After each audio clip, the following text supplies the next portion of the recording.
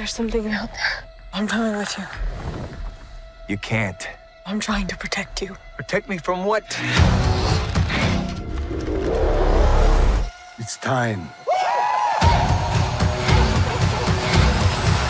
Looking back, obviously, at the other Predator films, the sequels obviously have had mixed reactions.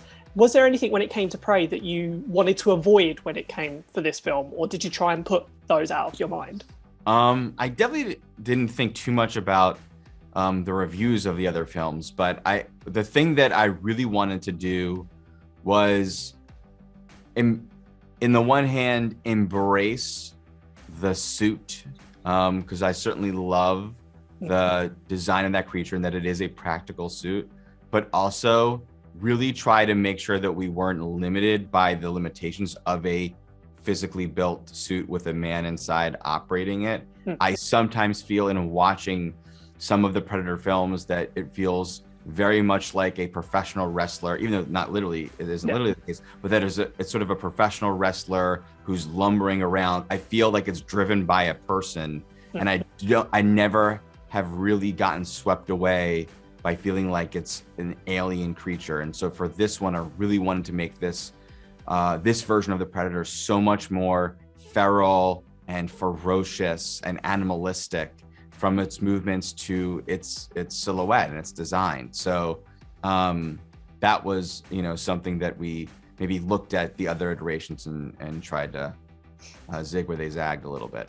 Yeah, definitely. And as a Predator fan, obviously there are Easter eggs in this and references to the other films, but when it came to making it, was it a case of having to try and, because you don't want to oversaturate it, do you? Did you have to sort of pull yourself back from being like, oh, maybe not too many, but... Yes, there were lots of jokes on set about maybe we call a horse named Chopper, or the fur trappers say, let's go Chopper, whatever, but I think that would have been a little too far. Frankly, there was no Easter egg, maybe except one in particular, that we had the preconceived notion of trying to jam it in. We really were embracing the lore that was present and telling a story that is somewhat similar to the story of the original film in its structure, and that kind of just led us through encountering little obvious moments that Easter eggs would arise. So there was never any moment where we're like, we've got to put this in the movie. I think sometimes that can hamper the intention. Obviously, the big selling point of this one is it's in the past and it's in the Comanche era. When it came to working with Jane, the producer, on this, because you'd been working on this idea for a while, but were there things that you had to change when you realized that it didn't quite fit authentically?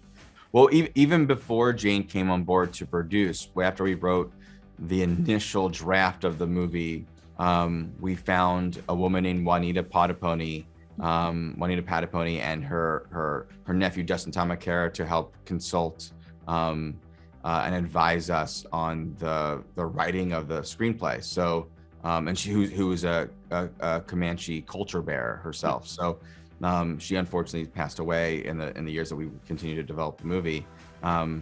But so right away we made sure that as we were iterating on draft upon draft, that the authenticity, that the specifics that come out of being authentic were infused with the movie. So, but then of course, Jane brought so much more to it, and we really look to moments where there's sort of crossover between an authentic piece of culture meets the genre trappings. So there's a moment specifically where Nadu whistles, and that is a real no-no in Comanche and some other Plains tribe cultures, to whistle at night.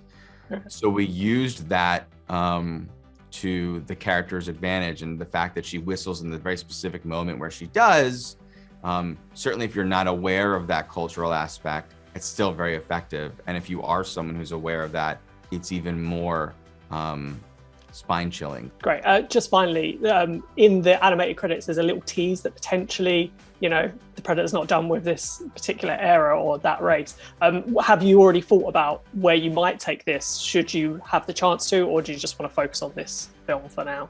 I mean, I've never stopped thinking about ways to make cool Predator movies from since I was a kid and throughout this whole experience. So it would be great to make more for sure.